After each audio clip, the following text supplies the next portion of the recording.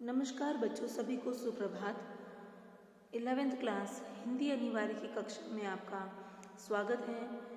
Girls, आज मैं आपको हिंदी अनिवार्य की दूसरी किताब वितान का पाठ 4 पढ़ाने जा रही हूँ, जिसका शीर्षक है भारतीय कलाएं। बच्चों, आज हम भारतीय कलाओं के बारे में जानेंगे।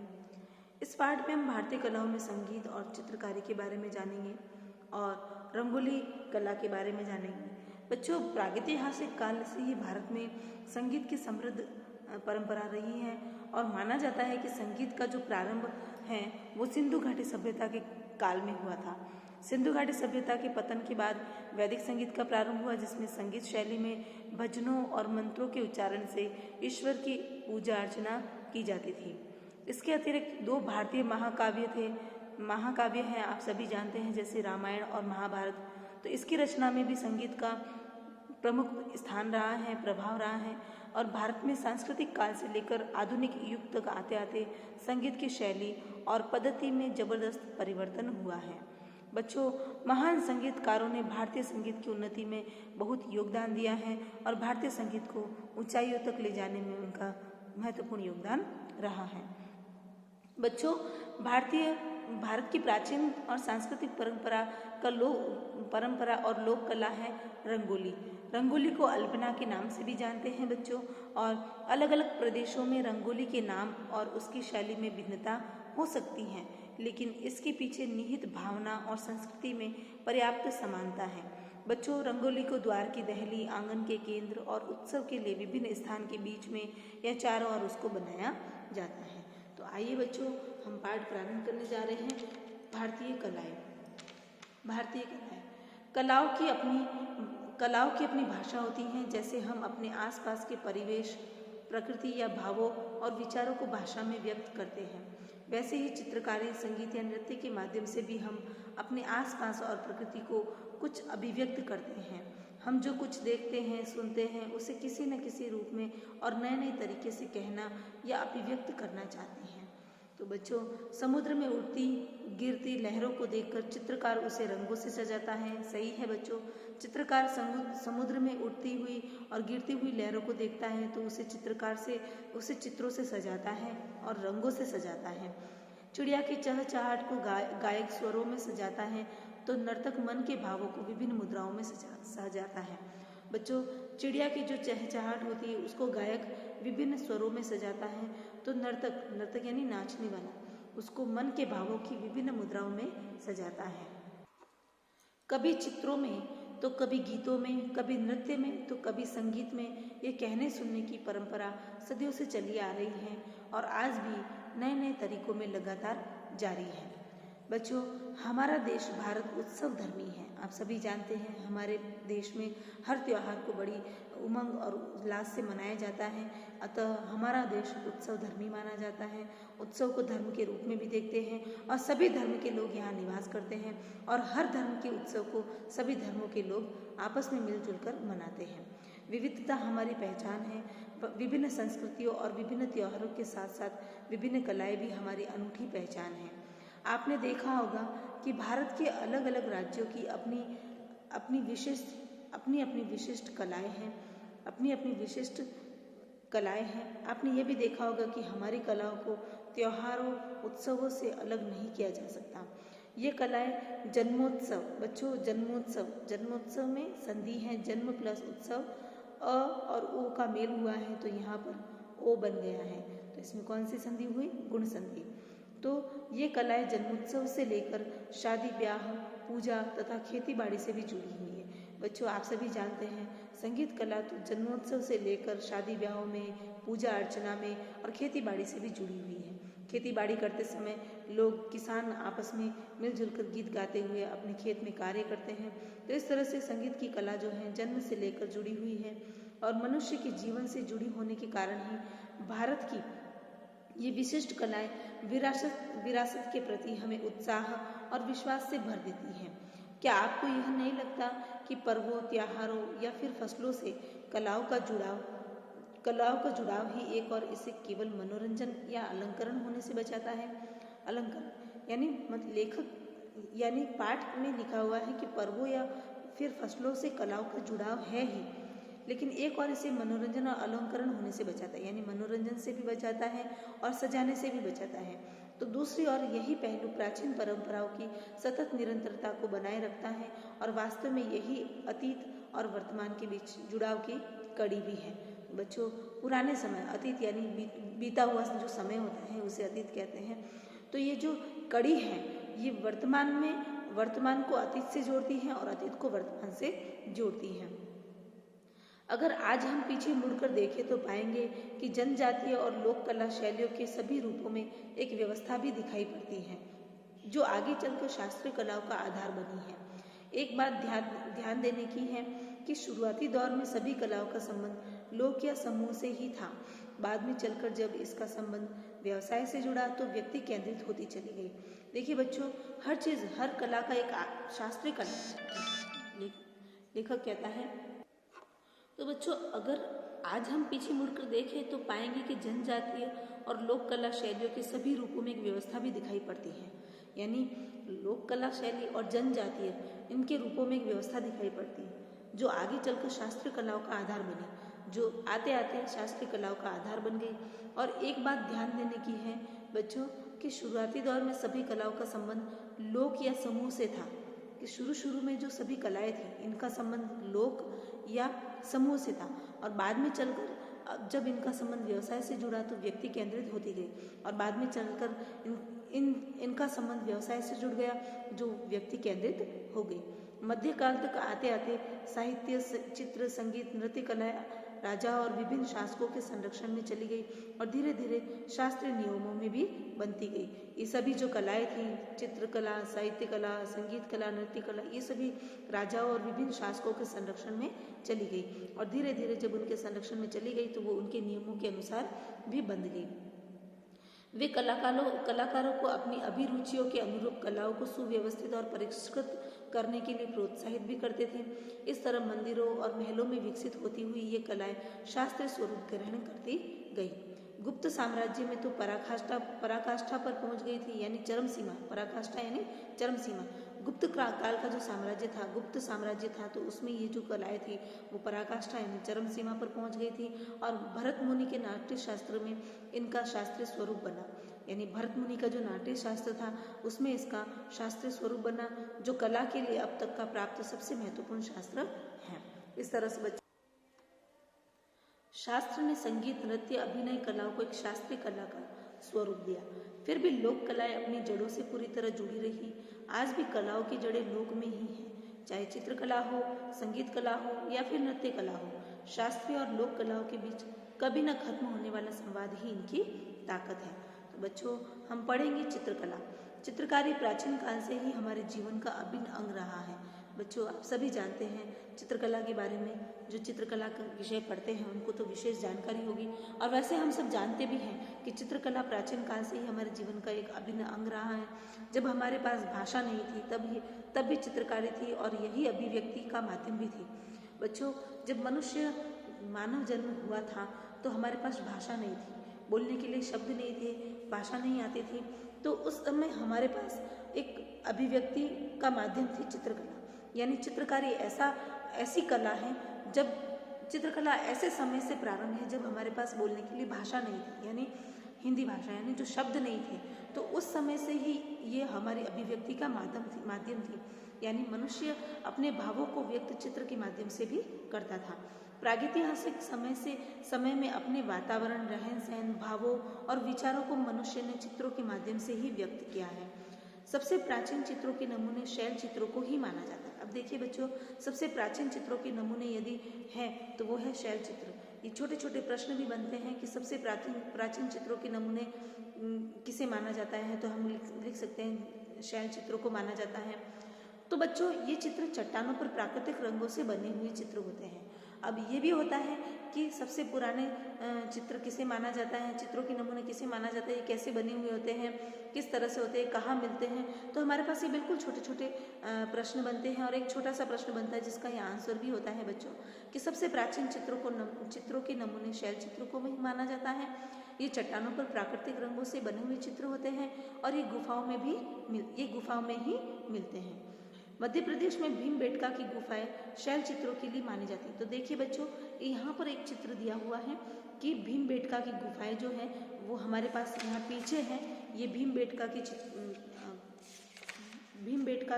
जो चित्रकला है उसके बारे में हम ये देखिए बच्चों, ये है भीमबेटका की गुफा है और यहाँ के ये चित्र है। इस चित्र में हमें साफ नहीं दिखाई दे रहा है, लेकिन हमें बताया गया है कि इस तरह देखिए ऊपर वाले चित्र में ये पशु का एक चित्र बना हुआ है। तो ये इस तरह से अपने भावों को व्यक्त करते थे।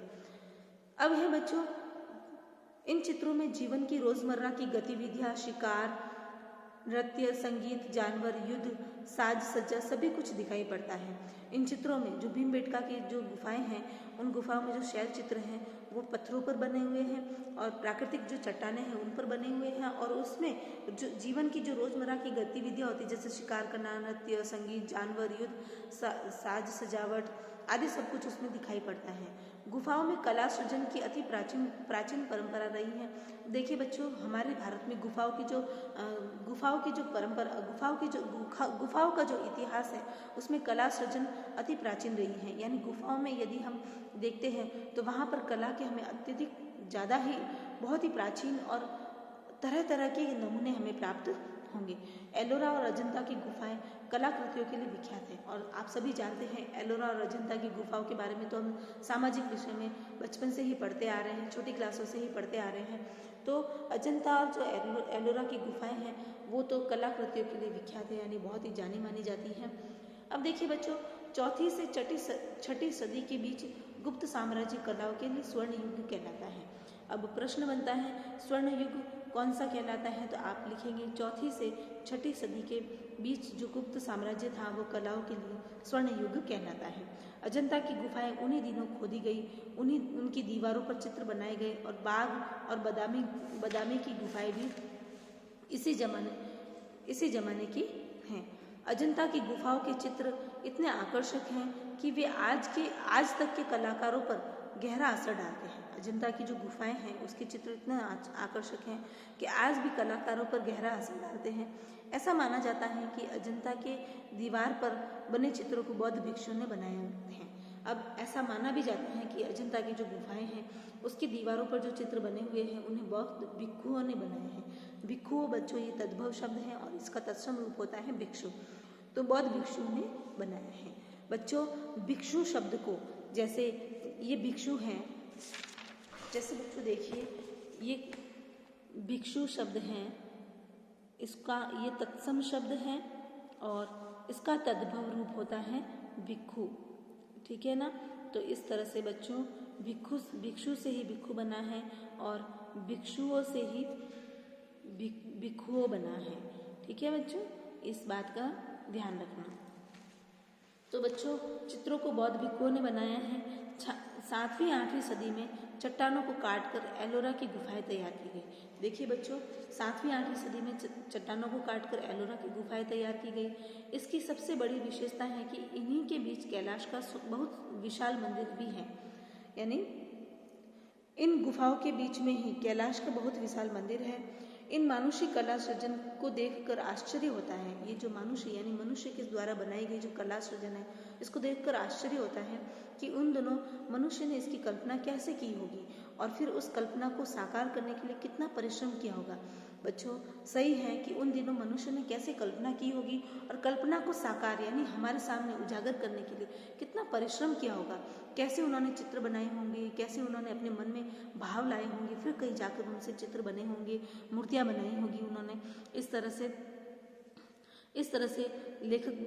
तरह से आगे कैसे कल्पना की होगी और फिर उस कल्पना को साकार करने के लिए कितना परिश्रम किया होगा।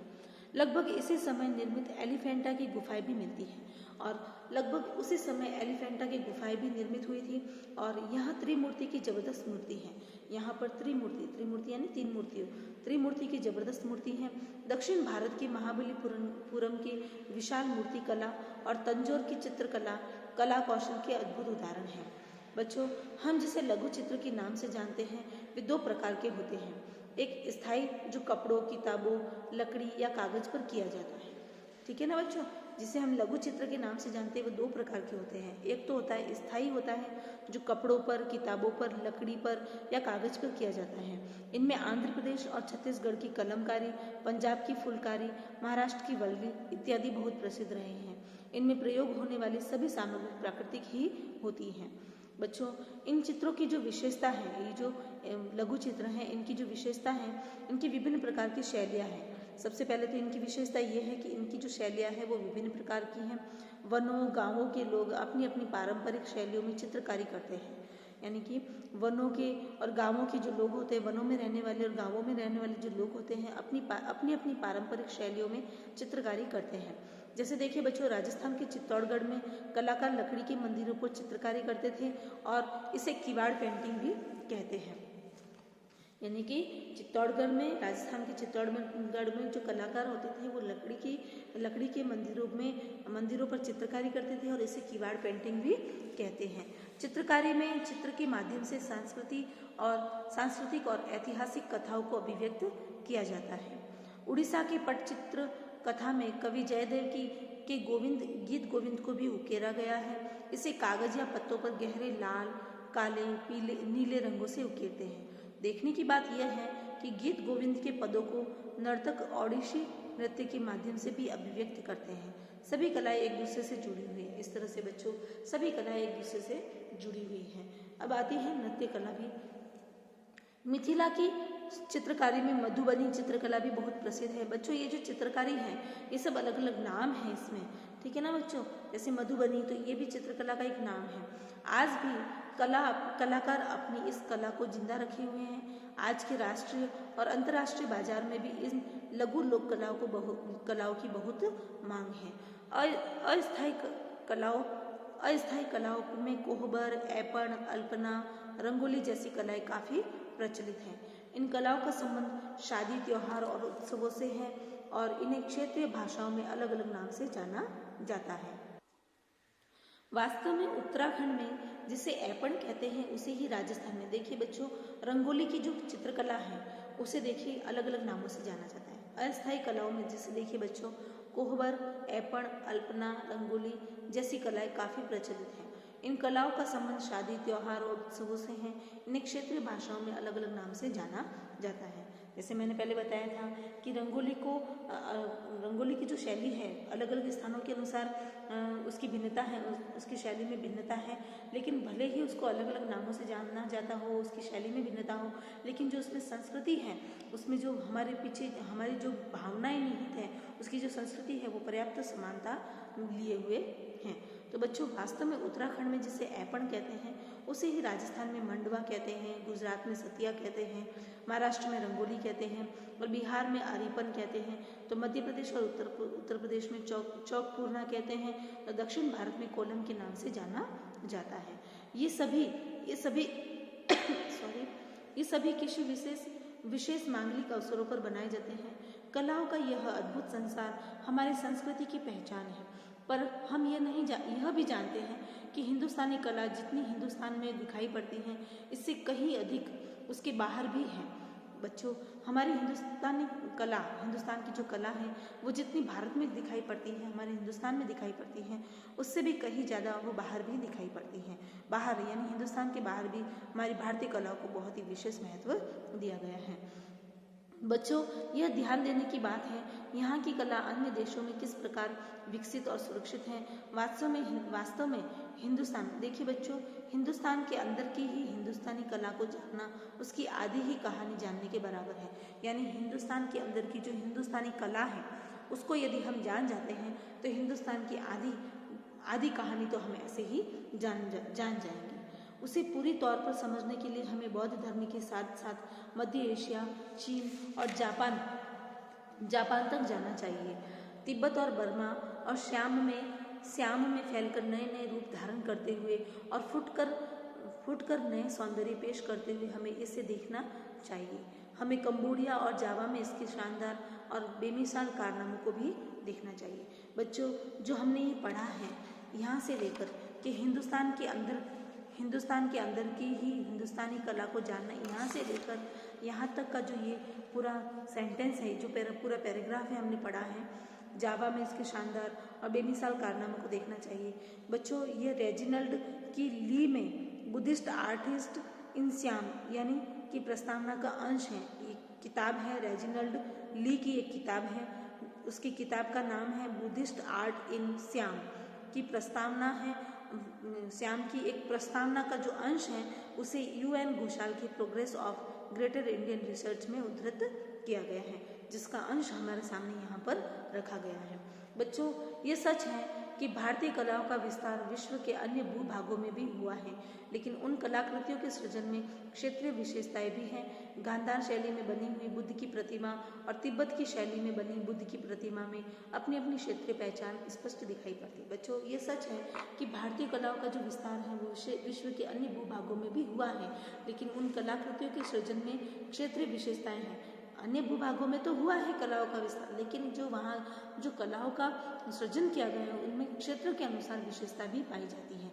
जैसे गांधार शैली में जो बुद्ध की प्रतिमा बनी हुई है वो अलग है, और तिब्बत की शैली में जो बुद्ध की प्रतिमा बनी हुई है वो भी अलग है, यानी अपनी अपनी क्षेत्रीय पहचान उनमें स्पष्ट दिखाई देती है। बच्चों, भारत की प्राचीनतम संगीत का वर्णन वैदिक काल में मिलता है। अब आता है संगीत। बच्चों, भारत के प्राचीनतम संगीत का वर्णन वैदिक काल में मिलता है।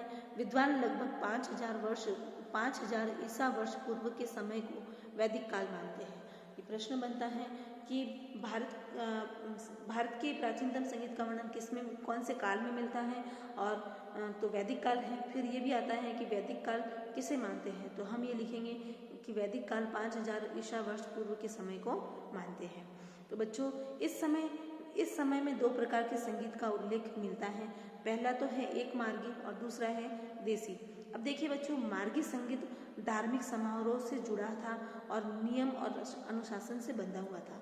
जो ये प्रश्न आता है कि एक मार्गी तथा दूसरा मार्गी तथा देसी संगीत में क्या अंतर है, तो आप ये लिखेंगे कि मार्गी संगीत जो था वो धार्मिक समारोह से जुड़ा हुआ था और नियम और अनुशासन से बंधा था।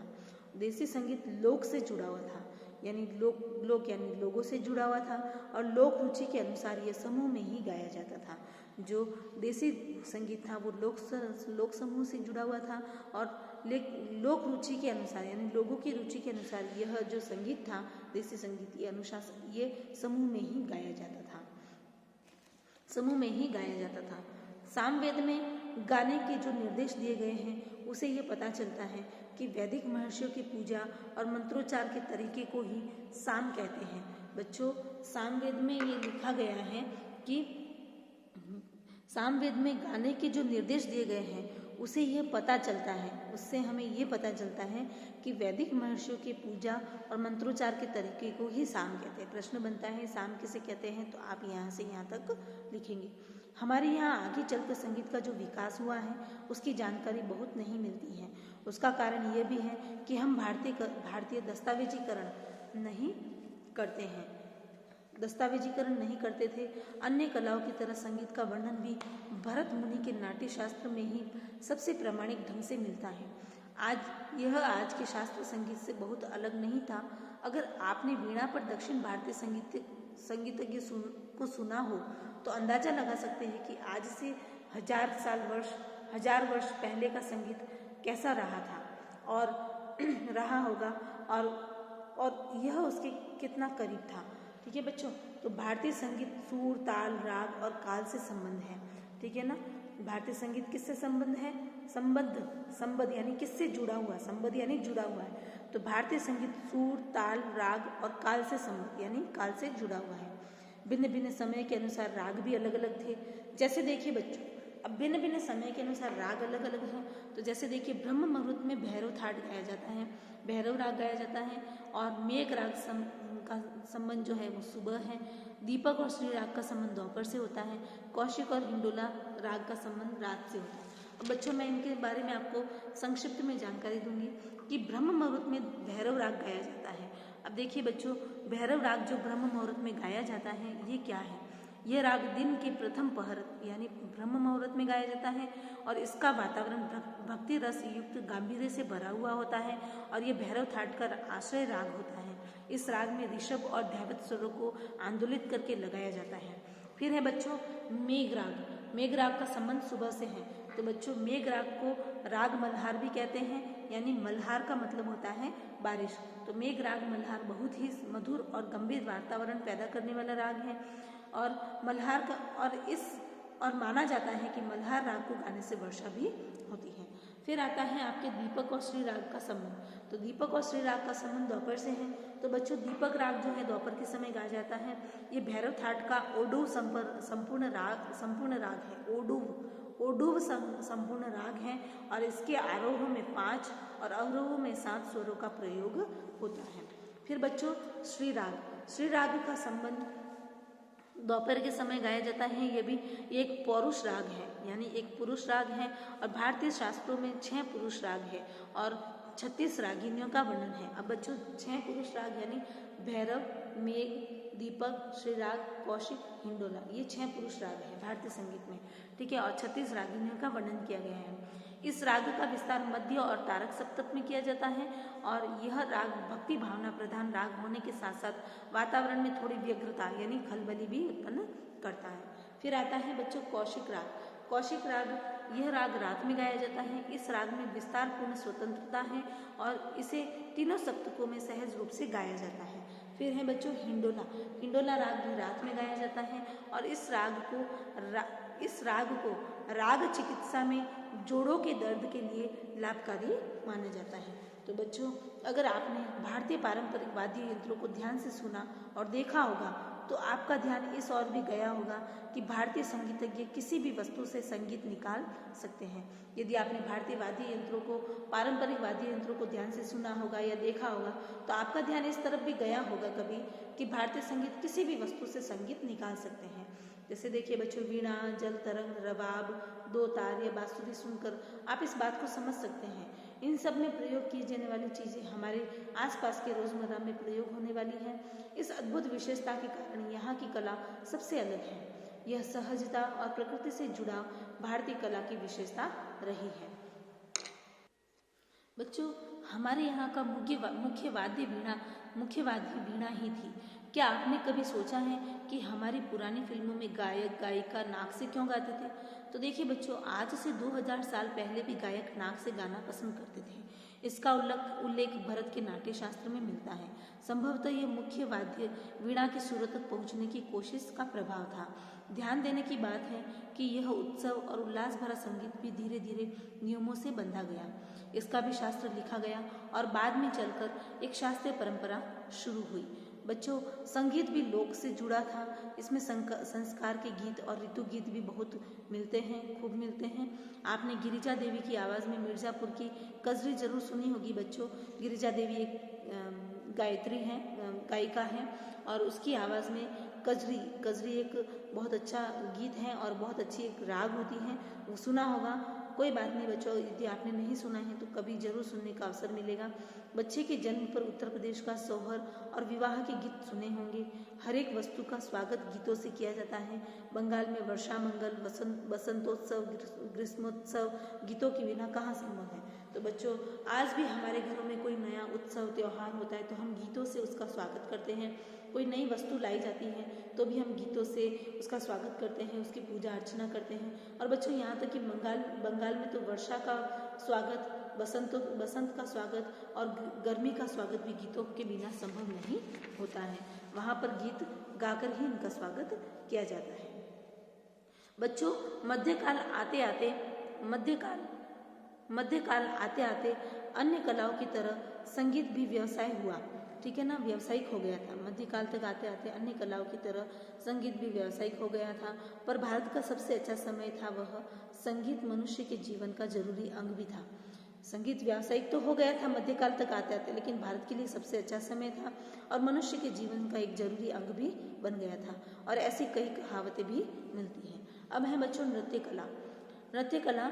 भारतीय संगीत की तरह नृत्य में भी कम बदलाव आए हैं। पहले के नर्तक और आज के नर्तक भी भारतीय नृत्य कला के नियमों का पालन करते हैं, जिसका आधार है अभिनय। बच्चों इसका भी मूल शास्त्र भरत मुनि का नाट्य शास्त्र ही रहा है। नाट्य शास्त्र में नृत्य और नृत्य 2 शब्द मिलते हैं। ये दोनों अभिनय के ही अलग अलग रूप हैं। देखिए बच्चों नृत्य का अर्थ होता है यानी अभिनय यानी दिखाना। हम अपनी अभिव्यक्ति को कैसे दिखा सकते हैं, अपने नाटक को, अपने भावों को कैसे दिखा सकते हैं। इसमें शब्द और भंगिमा महत्वपूर्ण होती हैं और नृत्य में भाव और भंगिमा महत्वपूर्ण होते हैं। देखिए, नृत्य यानी अभिनय और नृत्य यानी भी अभिनय, लेकिन नृत्य में शब्द और भंगिमा महत्वपूर्ण होते हैं और नृत्य में भाव और भंगिमा महत्वपूर्ण होते हैं। भारत लोक नृत्यों से समृद्ध रहा है। हर राज्य के अलग अलग समुदायों की अपनी कलाएं, नृत्य कलाएं रही हैं, जो हमारे रोजमर्रा के जीवन से जुड़ी हुई हैं। जीवन में जितने अनुष्ठान हैं उन सब से नृत्य कलाओं का भी संबंध है। खेती से जुड़े समुदाय के जीवन में ऋतुओं का बदलना, फसलों की बुवाई या कटाई सभी महत्वपूर्ण घटनाएं हैं। ऋतुओं का बदलना उनके पांवों को चंचल कर देता है। वर्षा होती है तो उनके पांव थिरक उठते हैं। गांव के हर राज्य में यही भाव मिलते हैं। कश्मीर से दार्जिलिंग तथा समूचे हिमालय क्षेत्र में एक और शस्त्रों और युद्धों को नृत्य कला शालीनता से प्रस्तुत करते हैं, तो दूसरी ओर गेहूं की फसल बोने को भी एक उत्सव बना देते हैं। सभी लोक नृत्यों में एक गोलाई में नर्तक हाथ में हाथ मिलाकर तरह तरह के करतब दिखाते हैं। पंजाब की महिलाएं गिद्दा करती, गिद्दा यानी एक प्रकार का गीत है जो पंजाब की स्त्रियां गाती हैं। राजस्थानी महिलाएं अपनी ओढ़नी से चेहरे को ढककर घूमर करती है। घूमर के बारे में आप सभी ने सुना है और देखा भी है। गुजरात में डांडिया यानी गरबा नृत्य होता है, इससे गरबा नृत्य करती हैं। पुरुष भी डांडिया रास करते हैं, जिसे गैर बोलते हैं, जो गरबा का ही एक और ऊर्जा भरा रूप है। महाराष्ट्र के मछली पालन से जुड़े समुदाय के लोग हाथों में हाथ डालकर एक दूसरे के कंधे पर चढ़कर एक पिरामिड सा बना लेते हैं। और महाराष्ट्र का लावणी नृत्य तो अद्भुत ऐन्द्रिक आकर्षण के लिए प्रसिद्ध है। ऐन्द्रिक यानी इंद्रियों से संबंधित है ना, तो लावणी नृत्य जो है वो इंद्रियों से संबंधित है और वो आकर्षण के लिए भी बहुत ही प्रसिद्ध है। अब बच्चों, मैसूर में डोडवा कबीले के लोग बालाकल नृत्य करते हैं। मैसूर में डोडवा कबीले के जो लोग हैं वो बालाकल नृत्य करते हैं। इसमें रंगीन वेशभूषा के साथ साथ हाथ में तलवारें होती हैं। केरल के कुरुवांजी नृत्य को भरतनाट्यम का प्रेरणा स्रोत माना जाता है। गुजरात का टिप्पणी नृत्य भी समूह के साथ होता है। ये फसल की कटाई के बाद खलिहान में किया जाता है। तो बच्चों, लोक नृत्यों में भी निकोबारी अंडमान निकोबार से जुड़ा हुआ है। अरुणाचल प्रदेश में निशी, असम का बिहू, आंध्र प्रदेश का कोलहम तो वही पंथी और राउत छत्तीसगढ़ तथा झारखंड के लोक नृत्य हैं। बच्चों, ये सब इन क्षेत्रों के लोक नृत्यों का नाम है। लोक नृत्यों में निकोबारी, अंडमान निकोबार में निकोबारी, अरुणाचल प्रदेश में निशी, असम में बिहू, आंध्र प्रदेश में कोलहम तो वही पंथी और राउत छत्तीसगढ़ तथा झारखंड के लोक नृत्य हैं। ठीक है। गुजरात का गरबा, रास टिप्पणी, हिमाचल का नागमैन और किन्नौरी नृत्य, बंगाल, उड़ीसा और झारखंड का छाऊ नृत्य उल्लेखनीय। ये वहाँ के लोक नृत्य हैं, प्रसिद्ध वहाँ के लोक नृत्य हैं। अलग अलग राज्यों के ये नृत्य भिन्न भिन्न नामों से जाने जाते हैं, पर इनमें एक समानता भी है। ये सभी नृत्य समूह में होते हैं। सभी का संबंध प्रकृति और जीवन से भी है।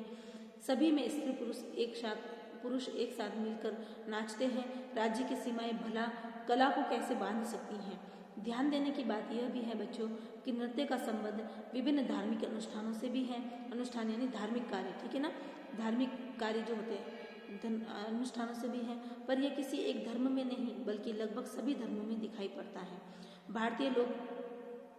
भारतीय लोग इसी तरह थिरकता हुआ कब शास्त्रों और नियमों में बंधा, यह ठीक तो नहीं कहा जा सकता, पर इसका भी आधार भरत मुनि का नाट्य शास्त्र ही है। विद्वानों का यह मानना है कि लोक नृत्य से ही शास्त्रीय नृत्य विकसित हुआ है। तो बच्चों, भारतीय नृत्य को देखकर कुछ लोग ऐसे सोचते हैं कि यह सिर्फ हाथ और पैर की गति से जुड़ा हुआ है। अगली बार आप ध्यान से देखिएगा, भारतीय नृत्य में सभी अंगों की गति लय महत्वपूर्ण है। भारतीय नर्तकों को आंख, भौहों या फिर नासिका के माध्यम से ही खुशी, दुख, क्रोध, विभत्स आदि भावों को अभिव्यक्त करने में महारत हासिल है। इन्हीं भाव भंगिमाओं के जरिए भारत, महाभारत और रामायण जैसी कथाओं तक को कह देने की परंपरा नृत्य कला में मिलती है। तो बच्चों देखिए, नृत्य कला ऐसी कला है जिसमें भारतीय नर्तक आँख से और आँखों के ऊपर भौहें जो होते हैं इसके माध्यम से अपनी खुशी, दुख, क्रोध, विभत्स यानी बहुत गहरा दुख आदि को अपने भावों से अभिव्यक्त करते हैं और इसमें उन्हें बहुत ही महारत हासिल है। जो भारतीय नर्तक हैं वो अपनी आंखों और भौहों से अपने दुख को, अपनी खुशी को, अपने विभत्स को, अपने क्रोध को अभिव्यक्त करते हैं, तो उसमें उनको महारत हासिल है और इन्हीं भाव भंगिमाओं के जरिए महाभारत और रामायण जैसी कथाओं को भी कह देने की नृत्य कला में कह देने की परंपरा नृत्य कला में मिलती है।